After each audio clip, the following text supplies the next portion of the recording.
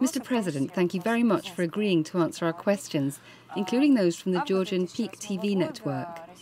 August 2008, the Russia-Georgia war, that was 3 years ago, but its consequences are still felt today, even though that war lasted only for 5 days.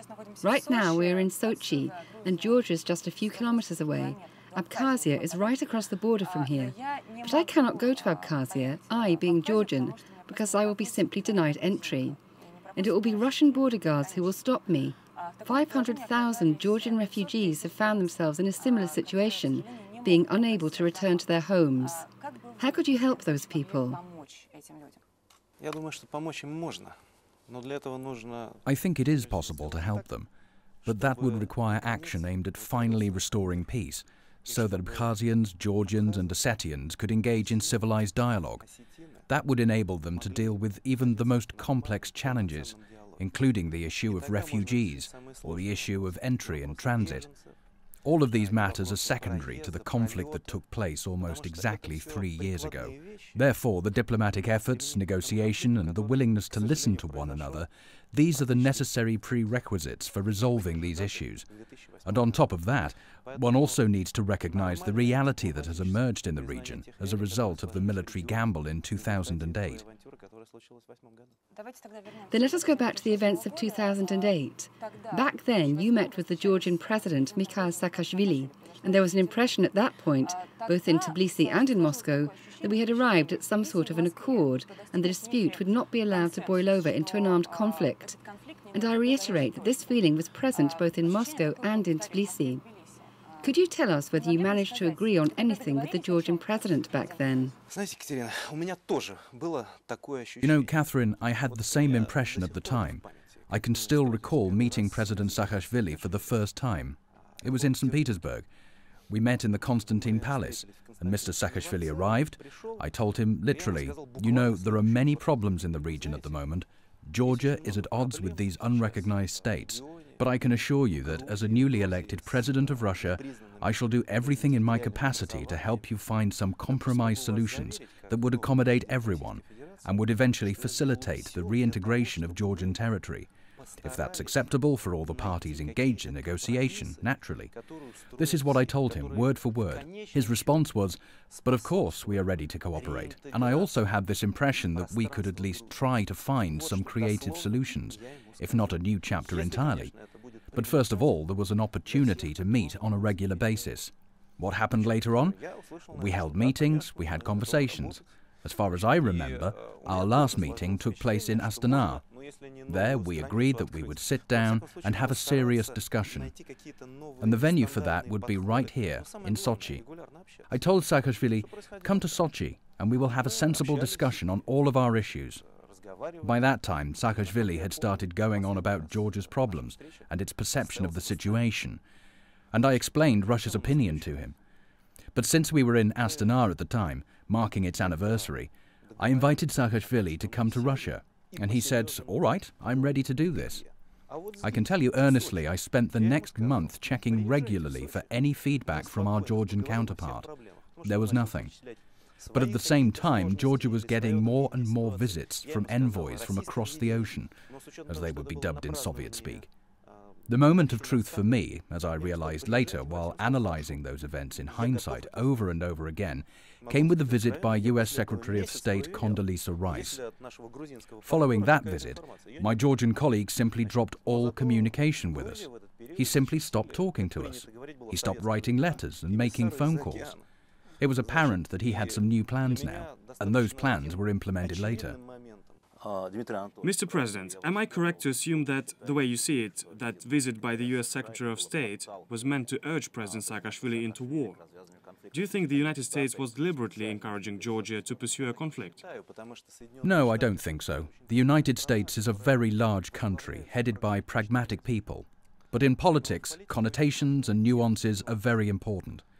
There was a time once, back when I was head of the presidential administration, when I paid a visit to the White House and met with none other than Condi Rice and the then head of the President's Executive Office. And at some point, we were joined by George W. Bush. He simply walked in a common, casual manner, like, hey, hello. And the first thing he told me was, "You know, Misha Saakashvili is a great guy." I said to him, "Mr. President, I don't know.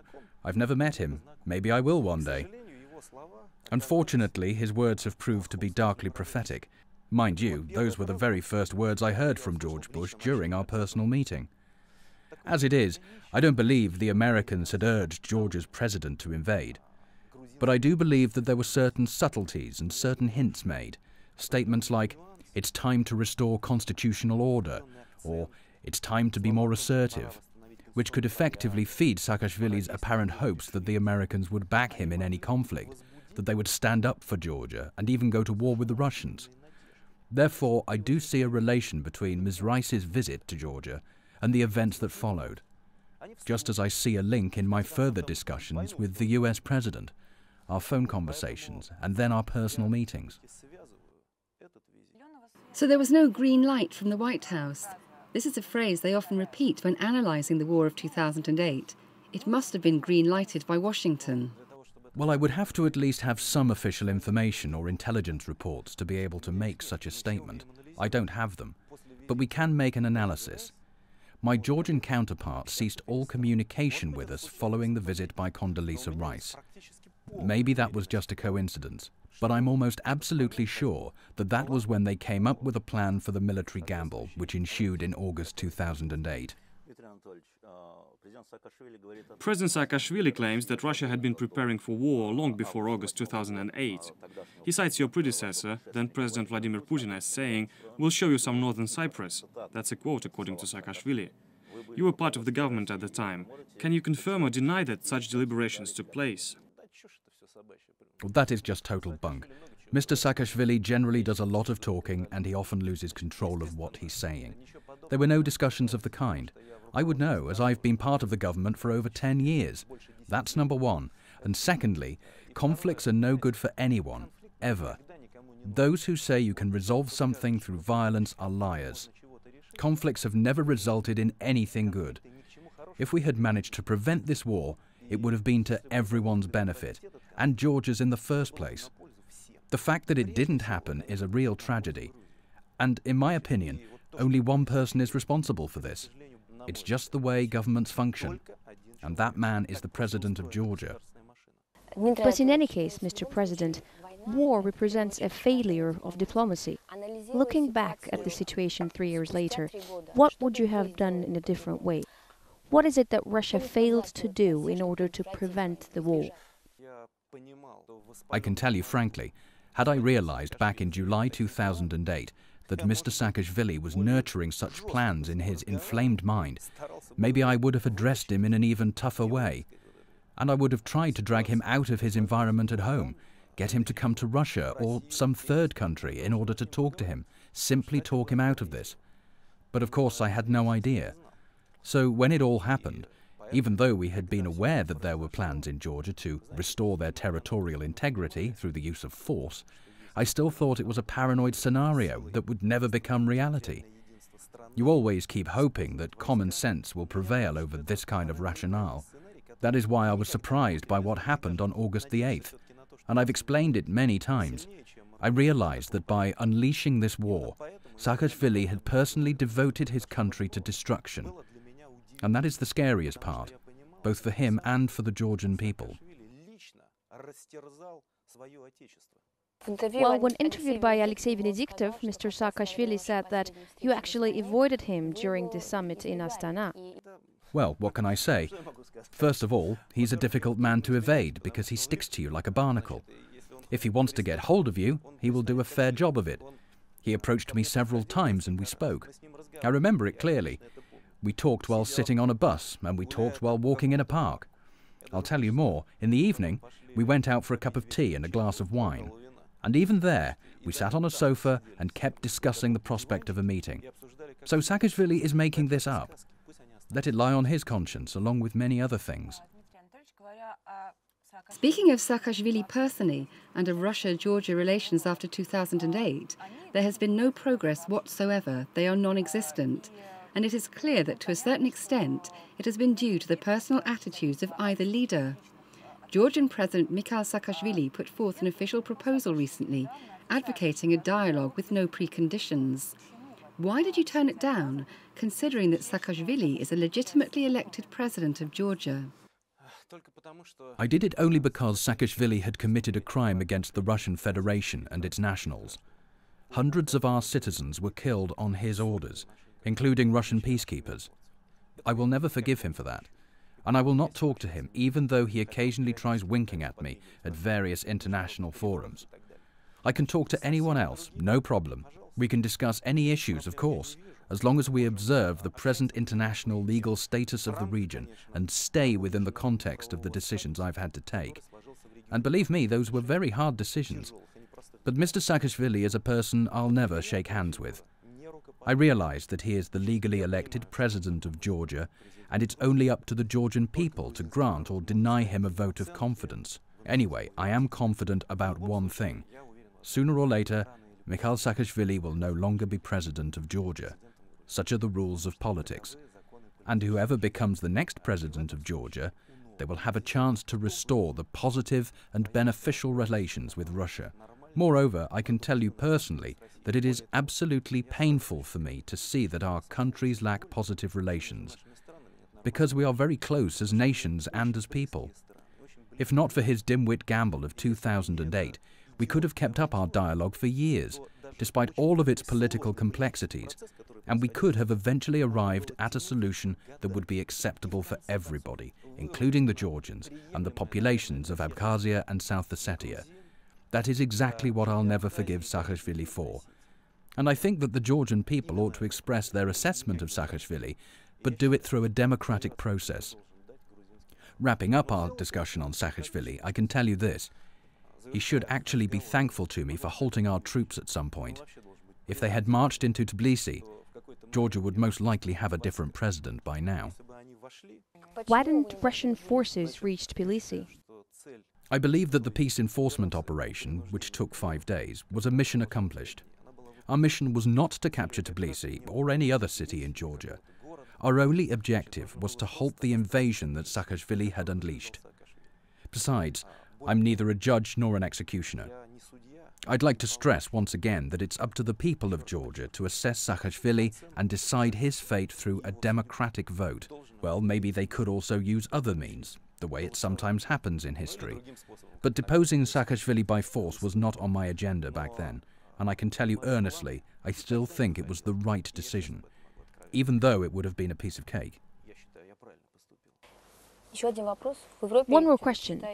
In Europe, they still believe that while Russia's initial response was legitimate as self-defense, the further actions of the Russian troops were excessive. Why wasn't it an option to push the Georgian forces out of Ossetia and stop at that point? You know, Sophie, people are free to make speculation like that, and I have come across them many times. But try putting yourself in the shoes of Russia's commander-in-chief. My shoes, that is.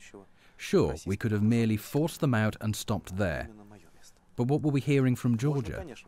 We shall fall back to our initial position, and our American friends and their allies will help us rearm, get our new aircraft and whatnot, and then we shall resume the same offensive with renewed vigor. Well, letting them do that would have been a crime against the memory of those who died protecting their land.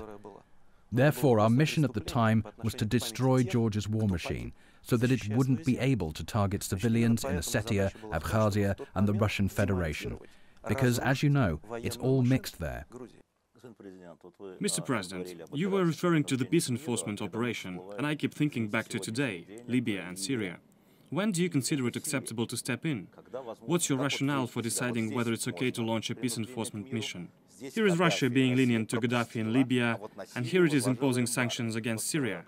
How do you accommodate your decisions on Georgia back then, and Russia's stance on today's crisis? You see, Alexei, it's always case by case. There are no identical countries, and there are no identical solutions. I guess it's clear to you what is going on in Libya. There's a man who has been running the country for 40 years, and at some point he decided to use force against his own people. This was condemned by the entire international community, including Russia. We're not taking any part in the military campaign, whereas a few nations are attempting to instill order in Libya through military means. We don't think it's the right thing to do, but there is one nuance you should keep in mind. Georgia had been split into 3 parts by the time of the war. It should have been about pulling the country back together for them, rather than merely restoring constitutional order, whereas Libya is still in one piece. Such a risk does exist for Libya, but so far all the parties in the conflict, including the so-called rebels and the pro-Gaddafi forces, have pledged to preserve their country's territorial integrity. So the situations are quite different. However, I'm not saying this to explain how we make decisions. I'm merely trying to demonstrate that all of these situations and scenarios are totally diverse. This goes for other countries as well. What about Syria? Syria is a more complex issue, but sadly, their situation has been unfolding in a very dramatic way so far. All of us practical politicians should keep a close watch on the developments in that country. Gaddafi, for one, had issued unequivocal orders to slaughter opposition activists. By contrast, Syria's president never ordered anything like that. Unfortunately, people are dying in Syria, in grave numbers, and that arouses our deepest concerns.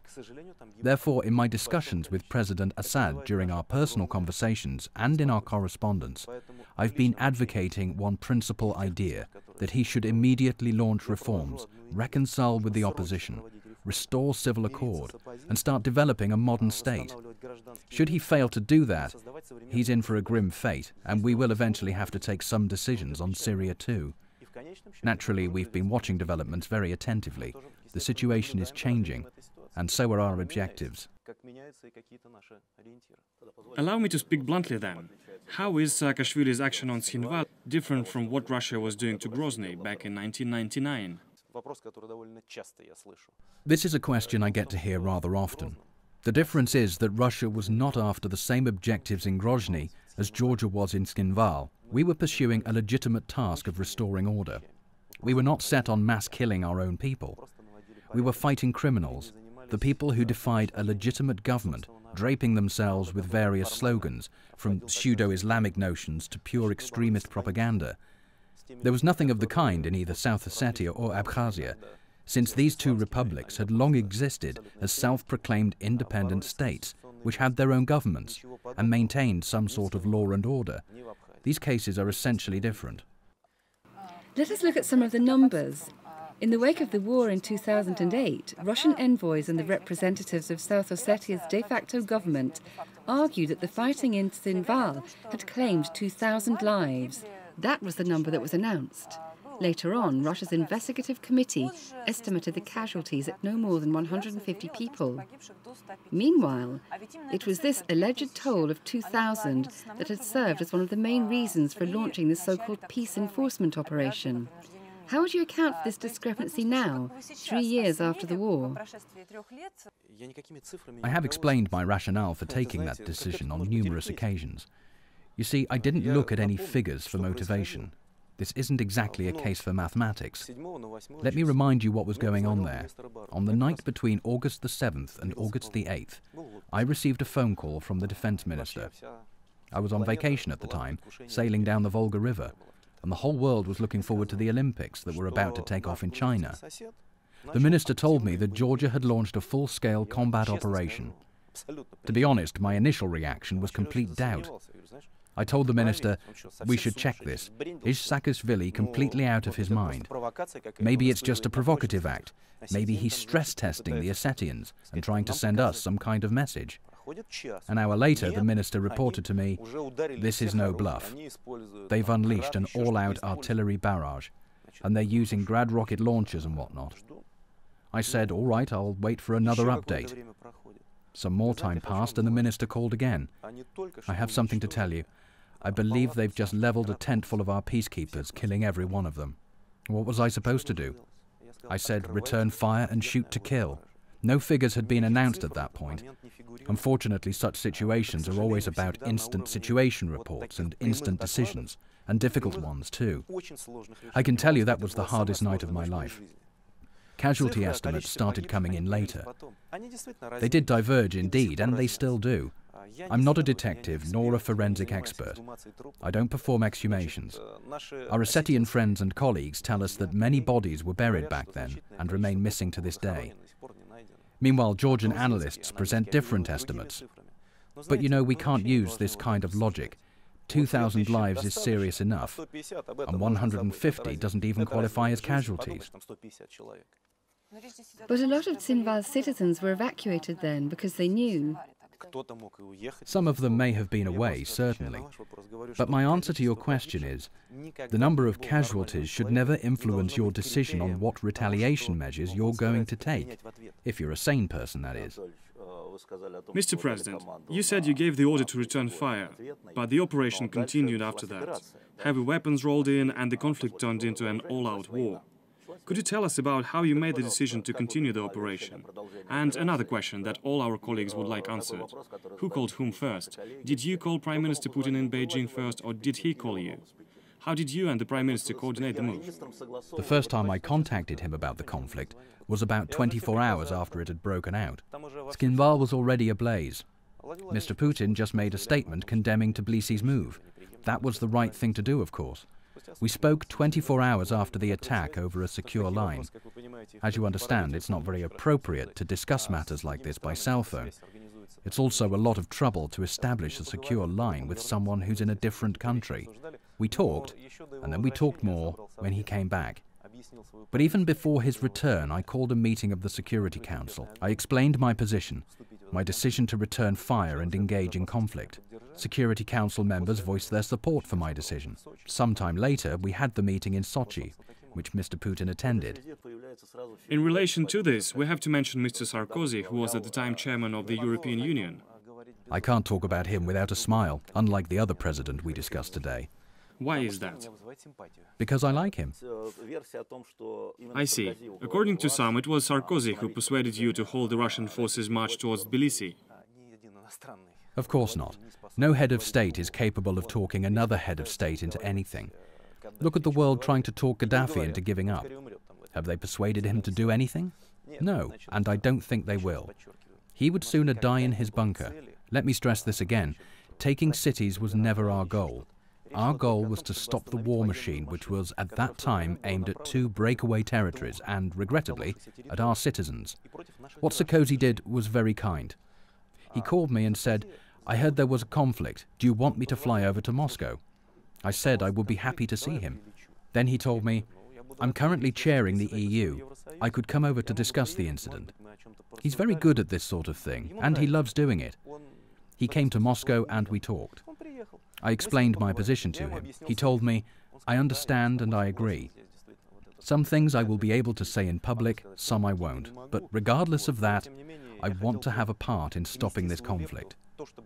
I told him, "All right, let's put a plan together." That plan was later called the Medvedev-Sarkozy ceasefire. I told him he could take the plan to Georgia. The best thing about what he did was probably that he had the courage to come to Russia at a time when literally everyone was talking about what we had done. He was brave enough to go on to Georgia with our initiatives, and he garnered a satisfactory reaction from the Georgian authorities.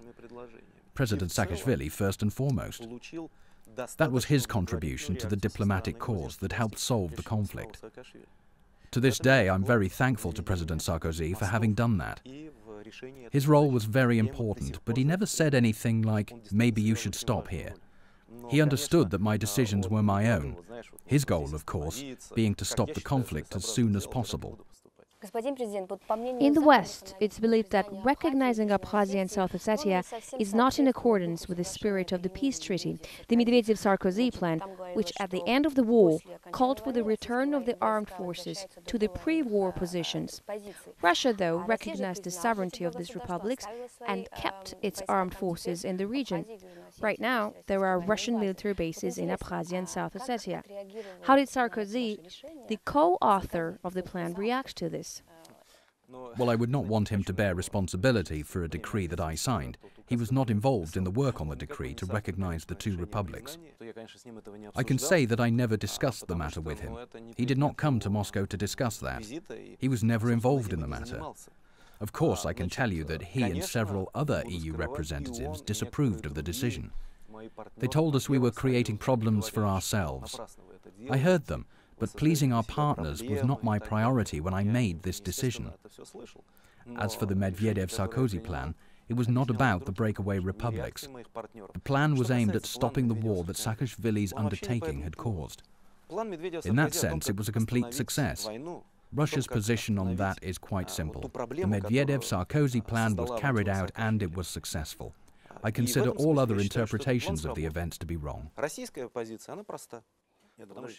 But French officials, Prime Minister Fillon and recently President Sarkozy, have said they were still waiting for President Medvedev to complete the Medvedev-Sarkozy plan. Meaning for Russian forces to return to their positions. I can tell you one thing. France has its own position, and so does the EU. These positions are different from ours. We can't do anything about that. They're just different. I believe I have fully completed the Medvedev-Sarkozy plan. The plan said nothing about Russia not recognizing Abkhazia or South Ossetia, or anything of the sort. As for the retreat, our forces have retreated to what Russia believes to be their pre-war positions. Regarding the EU and the international perception of the conflict, the US and the EU have been criticizing Russia for failing to complete the Medvedev-Sarkozy plan. In addition, the US Senate recently stated that, like the European Parliament, they believe that Russia's actions in Georgia have led to the occupation of 20% of Georgia's territory. As a Liberal leader, how do you feel about them phrasing it that way? I think that as the Liberal leader of a modern and developing Russia, I can only give one possible answer. These statements are unfounded. They reflect the preferences of certain senior citizens in the Senate who, due to non-objective reasons, have aligned themselves with certain individuals. That's completely up to them. We are talking about a foreign parliament, and I do not much care about how they phrase their statements. My position is different. It is embodied in the decrees I've signed over that difficult period. I will be frank with you, although you may disagree. I am not ashamed of having signed those decrees. Not only am I not ashamed, I believe these decisions were much needed, and they were right. There was no other way to stop the tragedy. Those decisions were very difficult to make. I realized what sort of repercussions they might bring. I can tell you that I have had long discussions with my aides about these decrees, and we saw no obvious solution to the crisis at first. Nevertheless, I think the decisions I made were well thought out. The essence of it was to recognize the territories as subjects to international law, so we could protect them. As for what that might bring, a question that inevitably follows, no one knows. You know, I would be very happy if the Georgian, Abkhaz and South Ossetian authorities went to the negotiating table to discuss how they would continue living side by side, how peace and security could be enforced in the region, what the future holds for their closely related peoples, what they could create together. I would be happy if it came to that.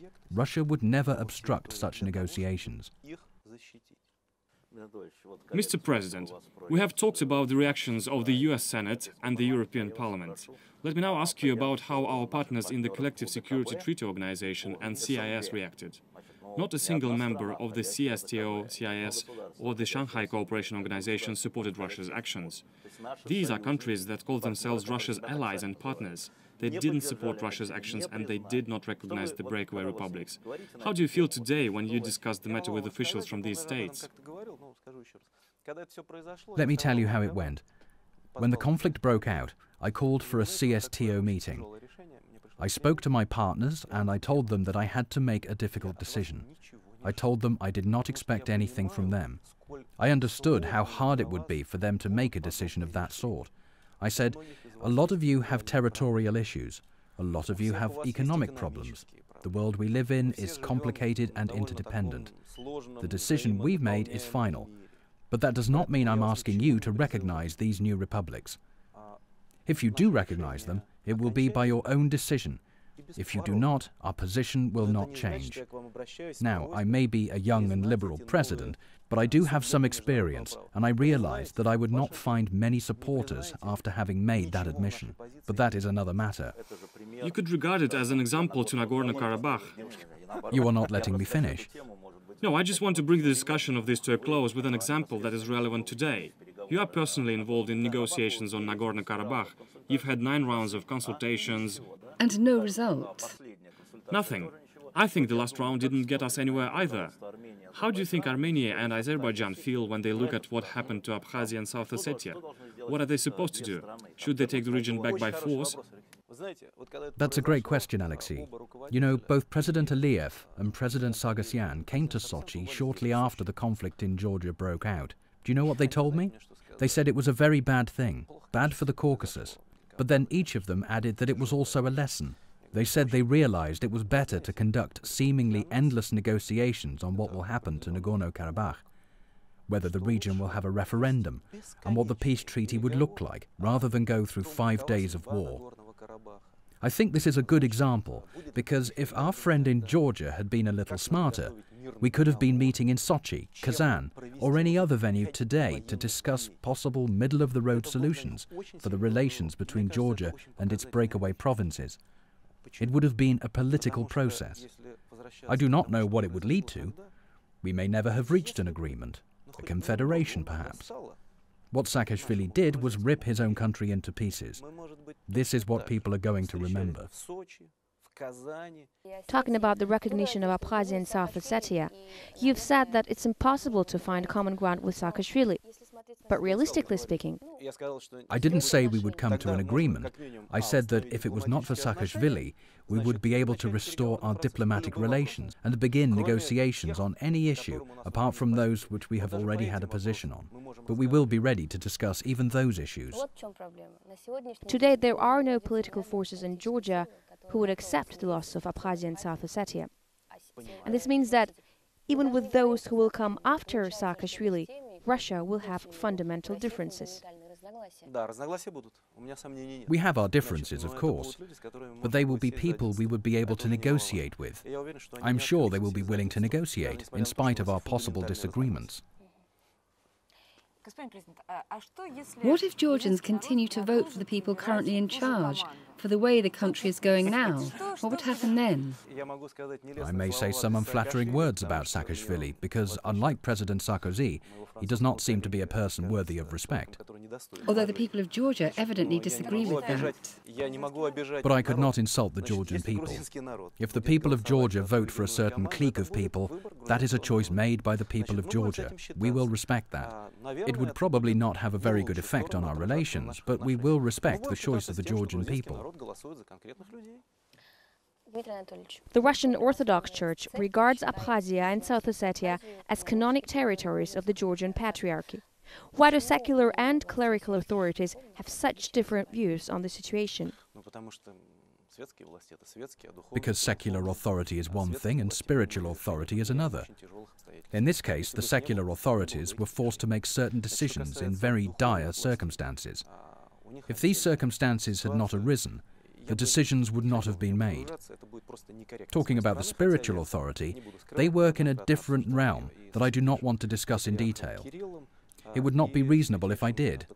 I have discussed the matter with both Patriarch Kirill and Patriarch Catholicos Ilia II. The situation itself is not outstanding. Canonical territories are often different from state borders.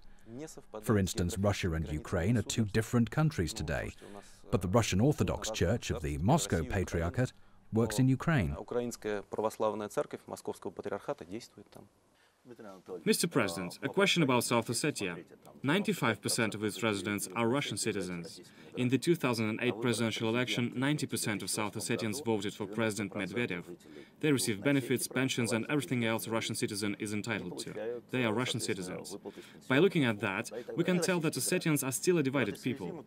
They are divided into North Ossetia and South Ossetia, Stalin's legacy. Has the possibility of uniting these two republics have been discussed by the Russian authorities? Perhaps South Ossetia could become part of Russia. How would you feel about that? There is no legal precondition for this as of now, but we can't tell what the future will bring.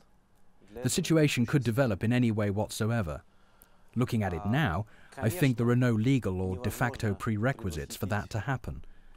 This is the reason my decrees called for recognition of the breakaway states as subjects of international law, nothing more. I think it's a good way to develop neighbourly relations between Russia, Abkhazia and South Ossetia. It's a normal way of doing that. So the fact that all South Ossetians are Russian citizens and they are voting for President Medvedev is not a legal prerequisite for South Ossetia becoming a part of Russia? It serves to create a certain environment in South Ossetia, but I don't know what's going to happen in 15 or 20 years. what the South Ossetian demographic will look like, how many Russian citizens South Ossetia will have, as opposed to citizens of South Ossetia. Are we going to introduce double citizenships, or take some other measures? That is why I don't want to leap ahead. You've said that you knew the recognition of Abkhazia and South Ossetia will be happening slowly. This is of course difficult for ordinary people in these republics. For example, a simple trip abroad becomes a problem. Are you ready to issue all these people Russian passports? If they ask for it, then of course we will give them what they want, given that they are willing to become citizens of Russia. You've said that even in your close circles, there were differences over whether to recognize Abkhazia and South Ossetia. There's a question both in Russia and Georgia. Since the end of the war, Russia has given 40 billion rubles in aid to Abkhazia and South Ossetia. This is a huge amount of money that could have been used for Russia's internal needs. What does Russia need this for? We have a lot of programs to help and support other countries. Abkhazia and South Ossetia right now may be closest to Russia in diplomatic terms. They are entirely dependent on us. They are close to us, and there are Russian citizens living there. Now, if we're providing aid to foreign citizens in foreign states, then of course we're going to provide nearby independent territories with a large share of Russian citizens. This is normal. We used to help God knows who, you know. I mean, in Soviet times. Mr. President, you have said that Saakashvili should face an international tribunal. I would like you to elaborate on that. Should heads of state face international trials? The recent trial of Hosni Mubarak is an international tribunal. How do you feel about it? Does it set a legal precedent? I look at it as a lawyer would. Let us forget about Saakashvili for a moment. If it's an international tribunal initiated by one or several states, supported by the international community, then there is no problem there. But if the tribunal in question is an example of voluntarism, if its purpose is to resolve a political problem by removing a leader, then I am against it. That's the difference. If an international tribunal is called to judge a leader following an international incident, then such a tribunal has the legal competence to hire justice, if you will, to judge a head of state. But if the tribunal is only motivated by someone's whim to change the political system of a state, I would strongly disapprove. Having said that, does Russia believe an international tribunal should be founded to look into events of the August 2008? If you ask for my personal opinion, I would say yes. I think what happened there was a flagrant violation of international laws. However, it would not be possible to rely on Russia's position alone in this matter, so the creation of such a tribunal is impossible. This means the conflict will ultimately be judged by history. In a shorter-term perspective, the voters of Georgia who will have to decide which way the country should go. But, Mr. President, I just want you to understand that Georgia's biggest problem right now is 500,000 refugees. I realize that. Moving on, the question of Russia's accession to the World Trade Organization is very relevant these days. Russia wants into the WTO. The WTO wants Russia. The problem, as far as we understand, is that Georgia is blocking Russia's accession. It is the only country that's not in favour of Russia joining the WTO. There has been talk about Georgia agreeing to Russia's accession if Russia lifts its embargo on the import of Georgian goods or makes some other concessions. Is Russia willing to barter for it? And what is your take on the prospect of Russia joining the WTO? That was very well put. The one thing I don't want to do is barter for it. That would be immoral. Georgia has a position on Russia's WTO accession. We respect that position as we respect the stance of any other sovereign state, as long as that position is in line with the goals set out in the WTO's charter. Trade preferences, custom regimes, we're ready to discuss it all. The imports of wine and mineral water, we will discuss anything. But the problem is something else. In essence, our colleagues in Georgia are trying to force on us a new edition of the political problem under the guise of WTO accession. I'm referring to entry points, control over the traffic of goods. Then they will want to get the EU involved. Our position on this is clear. If you want information about the traffic of goods, including transit through Abkhazia and South Ossetia, we will provide it via a modern electronic database. I've agreed to the suggestions made by the Swiss president regarding this, and I recently discussed it with President Obama. We're ready to implement the model that Switzerland has proposed to us. However, if they try to change current political realities, serving it as a prerequisite for Russia's WTO accession, we won't fall for that. WTO accession is not too high a price to pay here. Taking that into account, what do you think are the chances of Russia joining the WTO before the end of 2011? I think the chances are quite high. We've been working a lot on this. I've been motivating my colleagues in Russia and creating stimuli for it abroad, negotiating with foreign leaders. If the Georgian authorities show wisdom in this case, I think it could become a point of contact between our countries, if not quite a turning point in our relations. We could use it to re-establish trade and economic relations, and after that, we may go on to our diplomatic relations. Let me remind you that we were not the ones to sever our diplomatic relations in the first place. That was initiated by Georgia. That would be good, but the ball is in their court. But the chances are high. I believe they are. There are some political obstacles. If these things come into play at some point, that may result in us having to go back to the initial stage of our negotiations. That would be bad for everyone, including the WTO. Can I ask you a question on a more practical level about visas? I have lots of Russian friends who travel to Georgia, and they're issued visas in the Georgian airport. But Georgians can't travel the same way. I can't even invite my closest people to visit me here. Are you planning to do anything to resolve this? I am willing to do it, but the problem, as I've said, is that we have no one to negotiate with. Generally, we're open to sensible initiatives. If not from Saakashvili, we're ready to consider suggestions coming from other Georgian officials. We only recently restored air traffic, and that seems to be working. We have to move towards that goal. Do you have friends in Georgia, and have you ever been to that country? I do have some friends from Georgia, of course. I don't know what they're doing now, but I think the majority of them live in Russia. We studied at the legal department together. They were very nice, friendly people. We were good friends. I had only been to Abkhazia before the conflict happened. That was in 1995. I left with a somewhat grim impression. I went to Sochi, and then myself and a friend went on to Georgia. We drove around Abkhazia, looked at the site. We came back, and a year later the crisis broke out. I felt very sorry.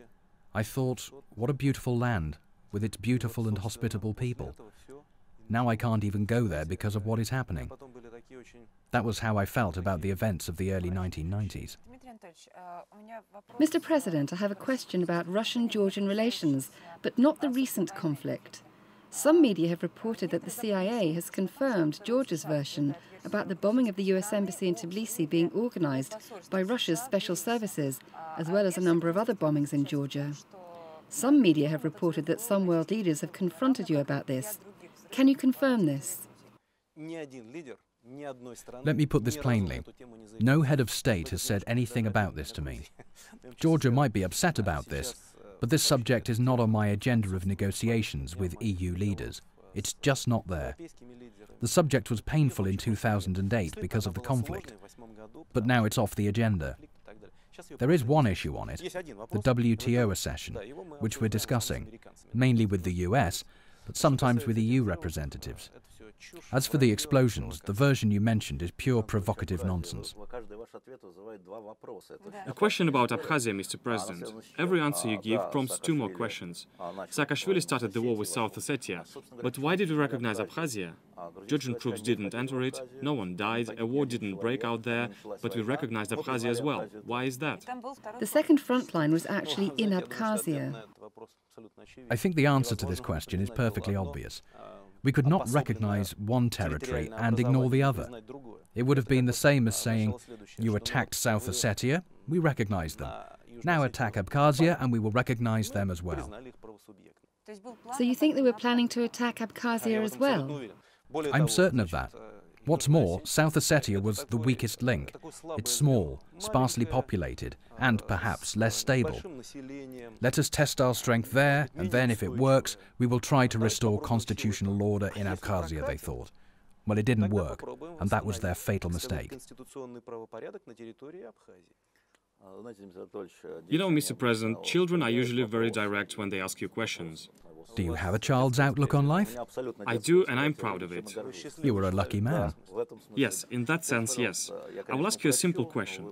Are you proud of what you did in 2008? Are you ashamed? Do you suffer because of it? Now that 3 years have passed, how would you describe your emotions? I will try to answer this. I don't know if I can do it like a child would, but I will try. I suffer to this day because of what happened then. I am convinced, however, that the decision to retaliate and the recognition of the breakaway republics as subjects to international law were the right decisions to make. I believe my actions were constitutional. Not only am I unashamed of what I have done, I believe my decisions were lawful, thought out, and necessary. Moving on, and perhaps to wrap this up, a recent poll conducted in Russia indicates that 39% of Russians believe a second war with Georgia is possible. I don't know what the figure is for Georgia. People have not been polled about this, but you can feel that the possibility is discussed. Ever since the end of the war, It is being discussed all the time. Not just by politicians either. Taxi drivers are talking about it. Perfectly understandable in a small country. what would you say to the Georgian people about this? This would be a very appropriate thing to do at the end of this interview. First, I hope that our countries never engage in armed conflicts again, even during Mr. Saakashvili's term in office. I think he's learned his lesson. Secondly, it's important for us to move on from this sad chapter of our relations. We should remember what happened, but be focused on the future. We should restore the strong bonds that existed between the Russian and Georgian people. Those bonds still exist. You're living proof of that. You live in the two countries. You visit both Georgia and Russia. But I would like to see these connections restored completely. I would like to see it happen as soon as possible. It would not only be beneficial for the two countries, it is, if you will, a call of the heart. I mean this sincerely. I would like to see it happen soon. We can make it happen if we work, but Russia cannot do it on its own. Thank you very much, Mr. President. Thank you.